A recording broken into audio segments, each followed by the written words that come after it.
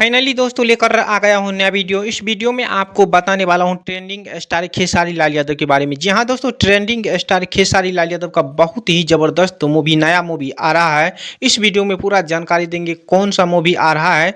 तो इससे पहले अगर मेरे चैनल को सब्सक्राइब नहीं तो किए हैं तो सब्सक्राइब जरूर कर लीजिए, क्योंकि नया नया वीडियो लेके आते रहते हैं। चलिए दोस्तों बात करते हैं खेसारी लाल यादव के बारे में। तो दोस्तों आपको बता दूं, खेसारी लाल यादव का बहुत ही ज़बरदस्त और सबसे अलग हट के मूवी आ रहा है, जिस मूवी का नाम है अवैध। जी हाँ दोस्तों, जो कि ये मूवी 27 सितंबर से सिनेमाघर में लगने वाला है, जो कि बहुत ही ज़बरदस्त बताया जा रहा है कि ये मूवी बहुत ही रोमांटिक एक्शन यानी भरपूर होने वाला है, और इस मूवी का कहानी भी सबसे अलग होने वाला है। जी हाँ दोस्तों, आपको बता दूं कि खेसारी लाल यादव का जो कि डायलॉग इस मूवी में सबसे अलग होगा, एक्शन बहुत ही गजब का होने वाला है खेसारी लाल यादव का ये मूवी। तो जी हाँ दोस्तों, अवैध मूवी जो कि 27 सितंबर से सिनेमाघर में लग रहा है, जो कि बहुत ही ज़बरदस्त और सबसे अलग होने वाला है।